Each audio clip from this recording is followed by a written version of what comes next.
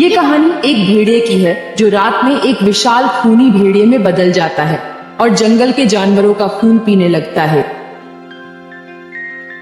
तो आइए देखते हैं कि ये भेड़िया क्यों रात में खूनी भेड़िए में बदल रहा है और क्यों जंगल के जानवरों का खून पी रहा है। सुंदरवन के जंगल में एक भेड़िया रहता था जो बहुत ही शांत स्वभाव का था। वो जंगल के सारे जानवरों से मिलजुल कर रहा करता था। एक दिन हाथी और भालू आपस में बातें कर रहे थे कि भेड़िया वहां आता है। अरे क्या बात है हाथी भाई, तुम दोनों बहुत परेशान लग रहे हो। बात ही कुछ ऐसी है।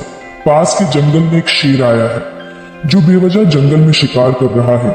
अगर ऐसे ही चलता रहा तो हमारा सारा जंगल बहुत जल्द खाली हो जाएगा, कोई भी जानवर नहीं बचेगा। हाँ, बात तो गंभीर है। हम सबको मिलकर इसका कोई ना कोई हल तो ढूंढना ही होगा, पर कैसे? यूं वो तीनों सोच में पड़ जाते हैं कि तभी भेड़िए को एक ख्याल आता है और वो कहता है, मेरे पास एक उपाय है, तुम सब जैसा मैं कहता हूं वैसा ही करो। भेड़िया बहुत सारा मांस लाकर एक जगह पर रख देता है और जंगल के सारे जानवरों को लेकर छुप जाता है और शेर के आने का इंतजार करता है। शेर मांस की खुशबू को सूंघते हुए वहां पहुंच जाता है। अरे वाह, इतना सारा मांस, इसे देखकर तो मेरे मुंह में पानी आ रहा है। आज तो शिकार किए बिना ही मांस मिल गया। ये कहकर वो मांस खाने लगता है। शेर ने इतना सारा मांस खा लिया था कि वो हिल भी नहीं पा रहा था।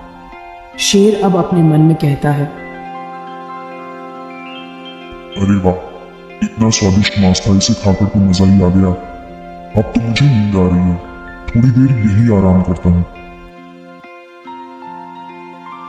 ये कहकर शेर वहीं लेट जाता है कि तभी भेड़िया सारे जानवरों के साथ शेर पर हमला कर देता है और शेर को बुरी तरीके से घायल कर देते हैं।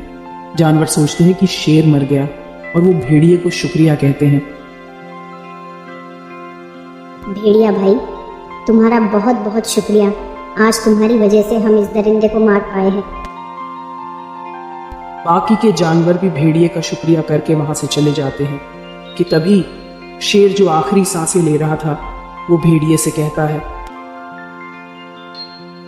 अरे ओ भेड़िए, तूने अच्छा नहीं किया।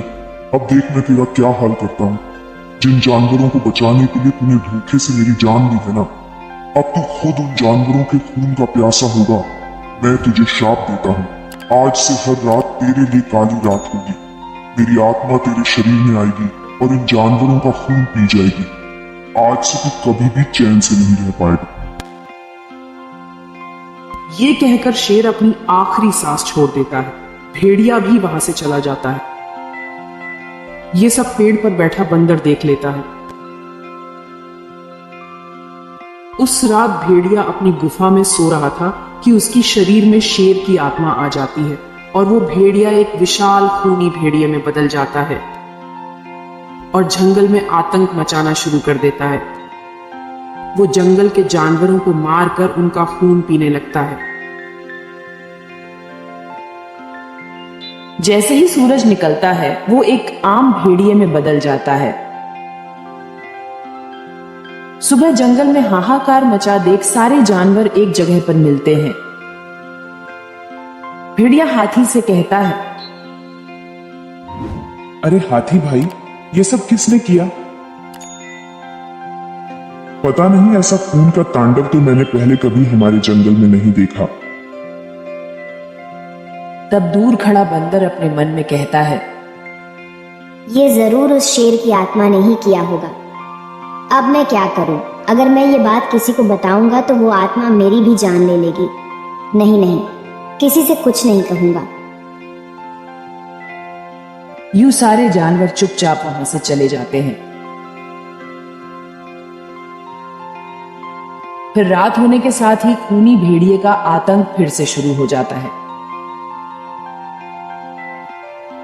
सुबह होते ही भेड़िए को रात का कुछ याद नहीं रहता।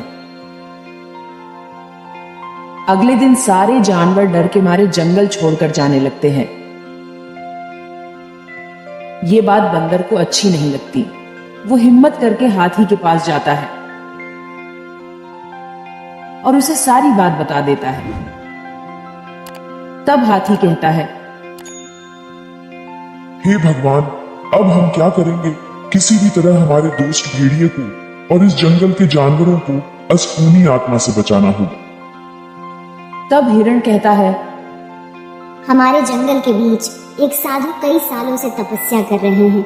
चलो हम उनके पास चलते हैं, शायद वो हमारी कुछ मदद करेंगे। ये कहकर सब प्राणी साधु बाबा के पास जाते हैं। साधु बाबा अपनी आंखें खोलकर कहते हैं, मैं जानता हूं तुम सब प्राणी यहाँ क्यों आए हो। आज रात जब उस भेड़िए के शरीर में शेर की आत्मा आएगी तो मैं उसे तंत्र मंत्र से अपने कब्जे में कर लूंगा और भेड़िए को शैतान से आजाद कर दूंगा। फिर उस रात को साधु बाबा सारे जानवरों के साथ भेड़िए की गुफा के पास खड़े रह जाते हैं। जैसे वो भेड़िया खूनी भेड़िए में बदल जाता है, सारे जानवर डर जाते हैं। तभी वे साधु बाबा कुछ मंत्र बोलकर अपनी शक्ति से शेर की आत्मा को भेड़िए के शरीर से अलग कर देते हैं।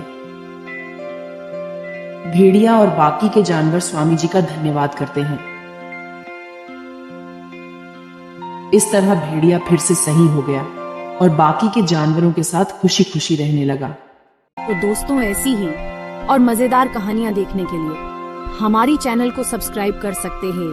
वीडियो पूरा देखने के लिए आपका धन्यवाद।